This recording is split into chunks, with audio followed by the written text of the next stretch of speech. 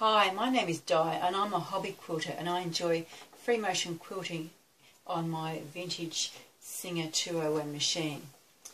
Due to space constraints, I've got a sewing nook and no room for either a sit-down quilting machine or a long arm. Over the last few years, I've looked with a great deal of envy at the beautiful quilting done with ruler work by some of the very talented long armers. So I was very excited to see the release of the new Westerly ruler foot for domestic sewing machines. Today I'm going to share with you some of the things I generally find helpful with this particular machine and then look at the ruler foot in more detail. First of all, thread. I have found it useful to use the Aurifil 50 weight cotton as a bobbin thread, and then I can use quite a few different top threads on this machine. Don't be scared to adjust the tension when you change threads on this machine with a possible range of 0 to 9. I have needed the tension anywhere from 1 to 7 to get balanced stitches. As far as needles go, I like the Superior needles, the titanium coated top stitch needle. I usually use a size 90, but that may either go up or down depending on the thread that I'm using. I also use the Supreme slider. This helps me move the quilt more easily. I tape it down on the machine just lightly here, avoiding the gold decals of the machine. I also drop the feed dogs on this machine as well. On this machine, that's underneath here, there is a knob and that's in the down position at the moment. I also use gloves, and these are just some that I picked up at my local quilting shop some time ago. The machine is set in a cabinet and it can be operated electrically or as a treadle. At the moment I use the electric motor because I'm not quite sure how I go treadling as well as coordinating my hands. So just moving on to my experience so far using the Westerly ruler foot. The foot came with written instructions, an adjustment guide, an arc ruler, some stable tape, and 2 optional handles that I have not used as yet. I have put some of the stable tape underneath on the bottom side of the ruler, as you can see there, and that does help keep the ruler from slipping. So when the ruler came, I followed the directions and found it fairly easy to put on, and as you can see it's fitted here. The needle is centered in the middle of the foot and it was quite straightforward to put on. So I started quilting. You can imagine my dismay though when I started getting skip stitches on the machine. You can see them, a sample here, here, here, here, here, here, here, here, here, here. Quite a few places there's skip stitches, and that was whether I was using the ruler or whether I was not using the ruler. It was skipping stitches using this foot. So I started a process of adjusting the foot and the machine to try to eliminate the skip stitches. I found that to fit the ruler foot, I had to actually pull the Supreme slider away, and the way you fit the ruler foot is to place this adjustment guide underneath, lower this and lower your needle right down to its lowest point. Now I found I had to lower it so it was only just able to move that adjustment guide underneath. If there was too much play at all, it was not at the right level. And that's where the directions actually differ from the ones that were sent to me in the packaging. The other thing that with this machine, the pressure setting can be changed using this thumb screw. and I needed to loosen that by turning it anti-clockwise or upwards. So I'm going to show you now how some stitching using the ruler foot, and just keep in mind that as I'm doing this, that until this week I haven't actually used a ruler foot.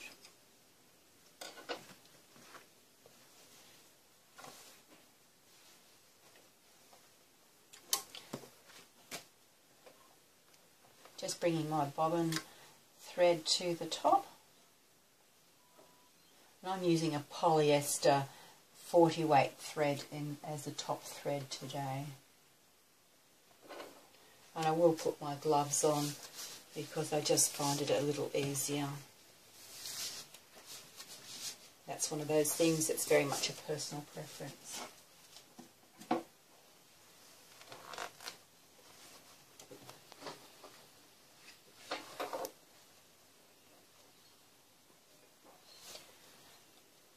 So the edge of the ruler rests against the edge of the foot, and I'm just going to start stitching slowly.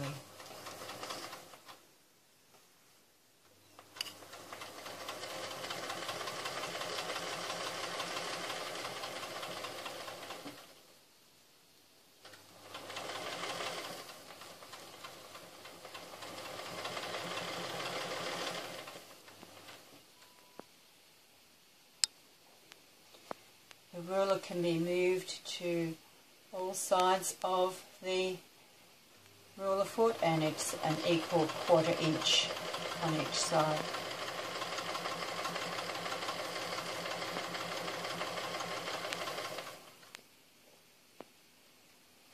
On this edge with this screw here, there is just enough clearance room under that for the ruler foot. It just needs to be angled down to get it under in first instance, and then it's fine.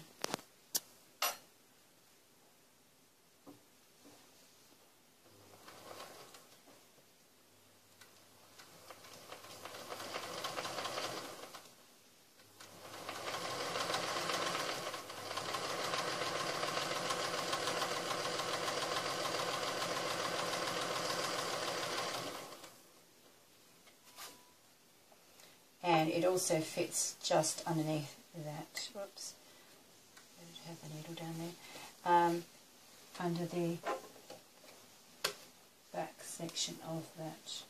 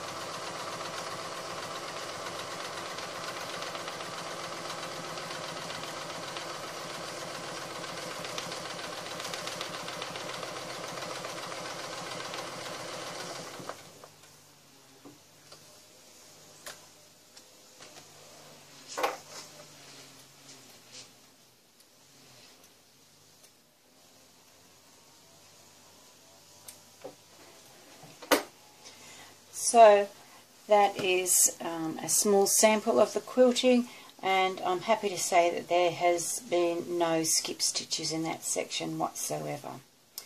So just a couple of other things I forgot to tell you before. When you are adjusting the pressure here with this dial, it's important to not over loosen it, because that ironically can also cause skip stitches. And also just remember to put it back to your normal level when you return to your normal sewing.